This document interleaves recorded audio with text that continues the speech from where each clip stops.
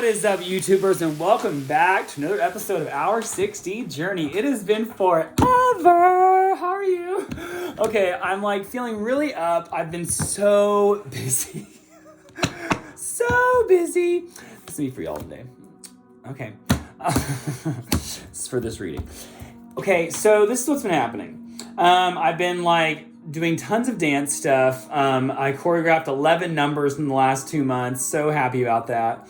I got more stuff to do around the house. I'm moving next Friday, and then I started doing readings again last week, 2 days for like 2 hours each, and I started doing readings again today. It's been like a couple hours. I went and did lunch for a little bit, so I mean, it doesn't really count.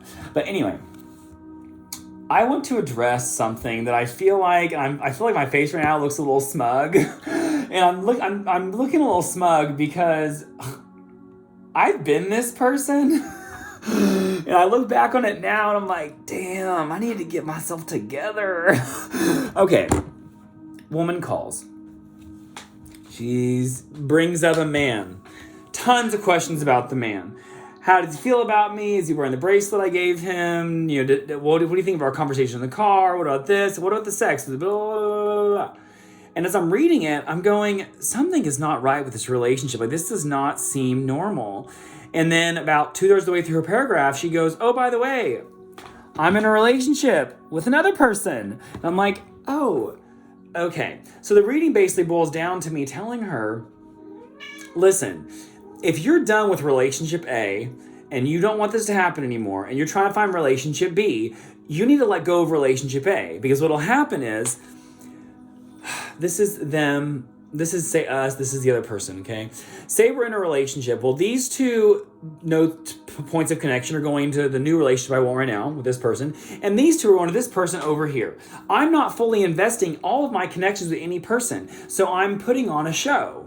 I'm not being fully open. I'm not being fully honest. I'm hiding. I'm living in fear. There's this underlying current of, am I going to get caught going on? What's going to happen?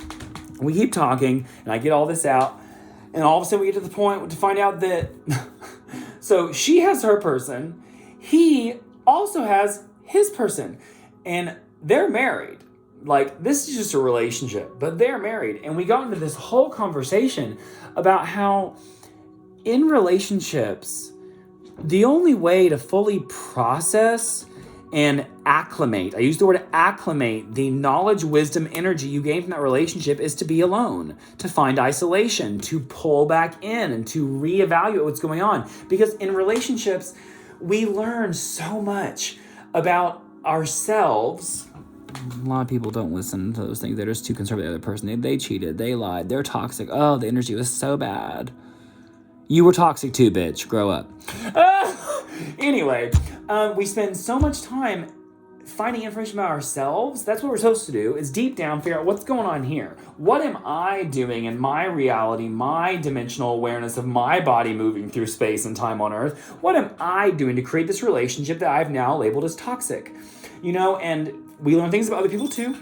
Sometimes I don't really feel like I learn things about the other person as much as I learn about what can happen in relationships, how people can respond, what things and situations and circumstances can take place that'll make me go, oh, I didn't know that someone could respond like that. That's not good. And the message of my video right now and the message to that woman was, you're meant to find space. Romance relationships are not like jobs. And even then, I'm going to say this too. If you were having a job and properly saving money, if all of a sudden you needed to leave a job, you would have money saved up for a month, 2 months, 6 months, where you could go and find another job, right? And that's how it's supposed to go. There's supposed to be space in between, because otherwise things bleed through. Like the karmic energy, whatever you want to call it, the lessons, it bleeds into the new relationship because that wasn't healed. It wasn't healed when this other relationship started and this one was still going. And it's definitely not healed now that that relationship's gone. You stepped over here. It does not heal. Guys, like, you have to have space. You have to grieve and be depressed and feel the loss. You have to mourn. Like, every relationship, we have to mourn not only losing the relationship and losing that person, but also losing a part of ourselves. Because there's something that we gave them, and there's something that we took from them. There are things about us that are no longer the same person. We have evolved. And if you ain't evolving and having the same relationships over and over and over and over and over and over and over again, you ain't paying attention. And you're probably playing the victim to a lot of the circumstances around you, and that's not healthy. So stop. And like, I just, oh my God, like, and the number of times I have had these readings where people just like blah, blah, blah, blah, blah. And I thought it was funny for a long time, be like, wow, a lot of people like are really not into being alone. Like, and I told her that too. A different woman today with a different situation, not the same, but similar. Where I had said, you know, when I end a relationship, there's long periods of time. Like when the relationship with my first lover ended in 2008, I was single again until 2011. So that's 4 years, 3 years, 3 years. I was right earlier. I said 3 to her randomly, but I was right.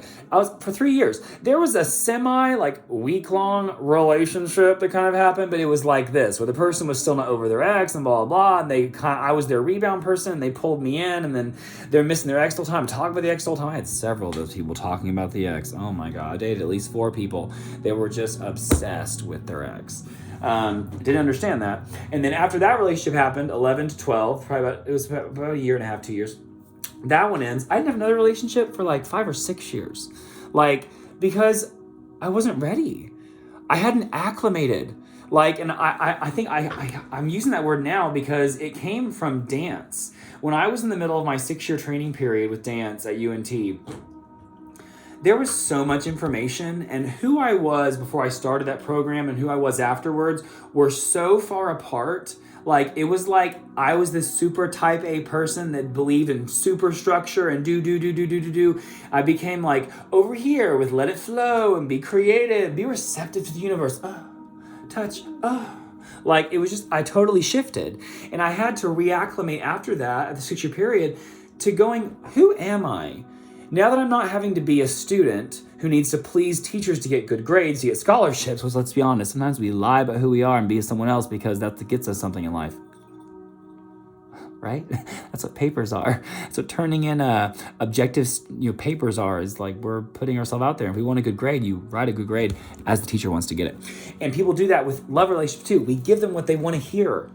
And once you step out of the relationship, whether it be a teacher or a school or a friend or a lover or a whole group of people, when you step away, you have to re-find yourself. And you need that. I needed that. We all need that space of grief, of mourning.